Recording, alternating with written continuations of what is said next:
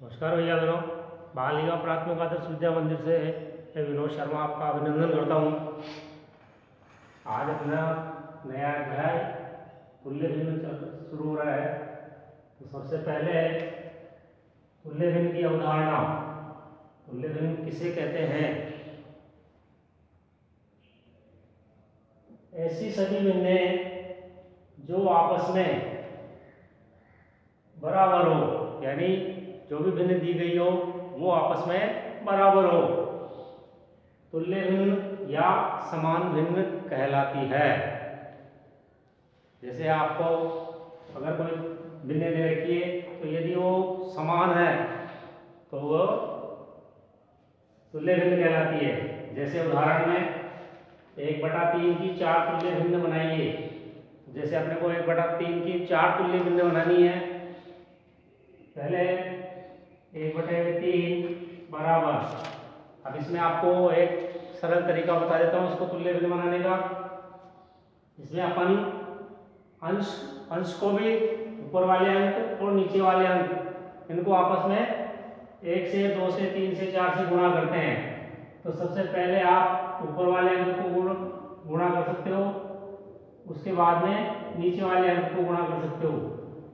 जैसे यहाँ पर अंक आ रहा आपका 1, तो एक के बाद में 2 का नंबर आता है, तो 1 को यदि अपन 2 से गुणा करेंगे तो आएंगे आपके 2। फिर 1 को 3 से करेंगे तो यहाँ आएंगे आपके 3, और फिर 1 को 4 से करेंगे अपन तो यहाँ आएंगे आपके 4। यह आपका अंश का काम हो गया। अब आपको हर का काम भी इसी तरह करना है। यहाँ अंक आ रहा है आपका 3, तो 3 को 1 से गुणा करेंगे तो 3 ये लिखा हुआ है। उसके बाद में यदि अपन 3 को 2 से गुणा करते हैं तो 3 दूना 6, फिर 3 को 3 से गुणा करेंगे तो 3 तिया 9, और 4 से गुणा करेंगे तो 3 चौक 12।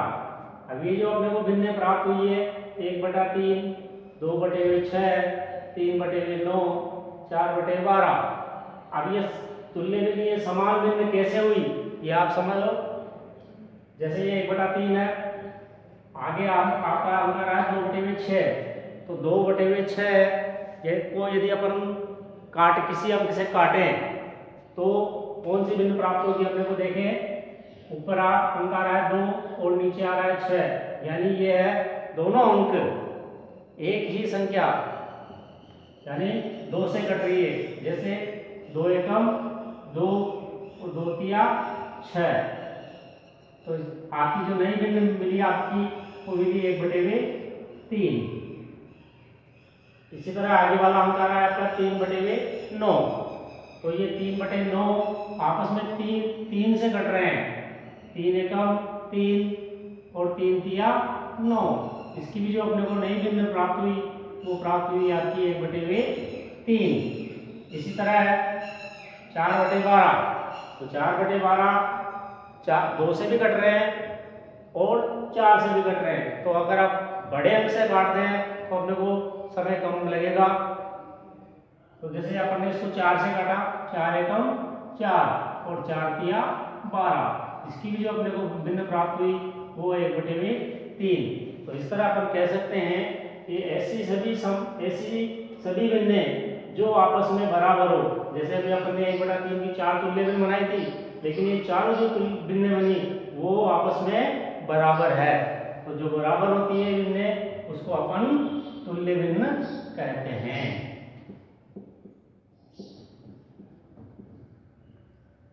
इसी तरह उदाहरण दूसरा देखें आप।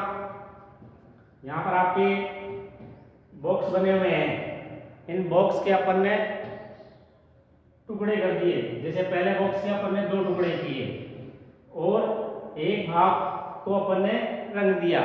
तो जो रंगा हुआ भाग होता है वो अंश कहलाता है, और जो जितने भाग होते हैं उसके वो हर कहलाते हैं। तो जैसे रंगा हुआ भाग आपका 1 है तो ये हो गया अंश 1, और कुल मिला के दो भाग है इसके, तो ये हर हो गया आपका 1/2। इसी तरह दूसरे बॉक्स में आपके 4 भाग किए हैं इसके, और 4 भाग में से अपन ने 2 भाग को रंग दिया।